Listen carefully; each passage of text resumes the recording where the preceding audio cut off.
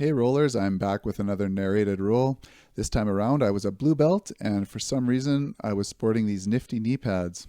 Maybe I had a volleyball game or I was on my way to tile a floor.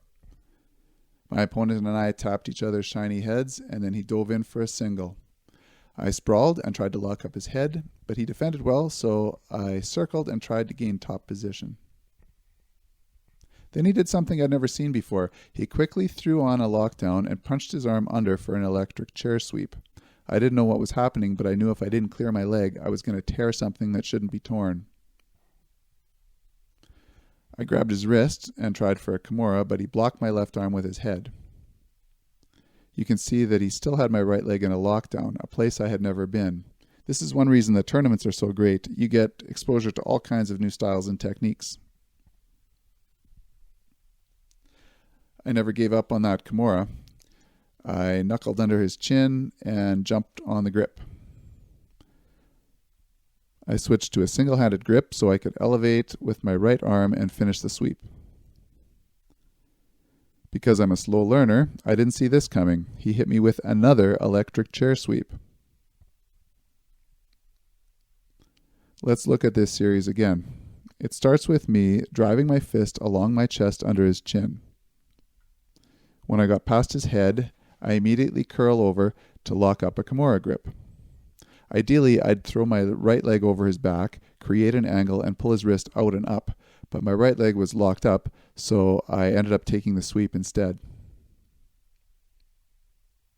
Notice how he didn't let go of the lockdown. This gave him the chance to dive under my left leg, straighten my leg out, and complete the electric chair sweep. There's a lot of pressure on the knee of the locked leg, and when it's applied correctly, it can put some major strain on the groin as well. He climbed over and got an underhook. He didn't like the way I bugged his wrist, so he shut down my predictable Kimura attack by bringing his right arm over.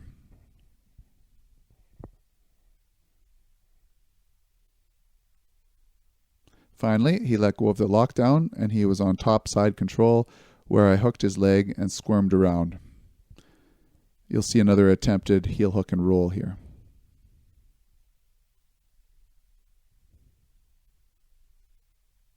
The ref moved us back to the center, where right away I tried to catch him in an inverted triangle.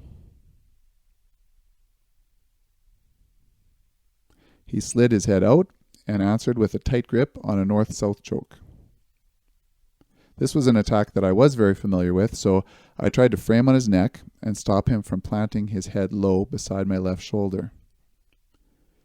He was applying steady pressure, which can be dangerous. It can feel like the choke isn't working, and then the reduced blood flow to the brain can put you down for a nap. This may or may not have happened to me in training and or in competition. He didn't quite have the right angle yet, though. His head was too high, and he wasn't driving my head into his arm with his right hip. There was so much space here, in fact, that I could eventually turn my head in and end the choke threat.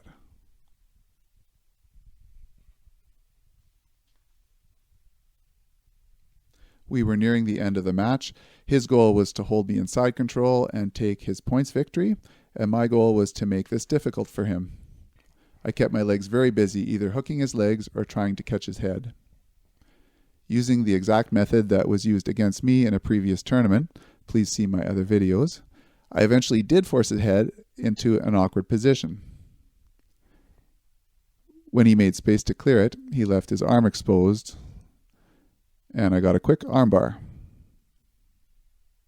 I thought I was Jean-Claude Van Damme for a second, so I strutted away without helping him up. Fortunately, he was a good sport. If you like what I'm doing on this channel, please comment, like, and subscribe. Thank you for watching.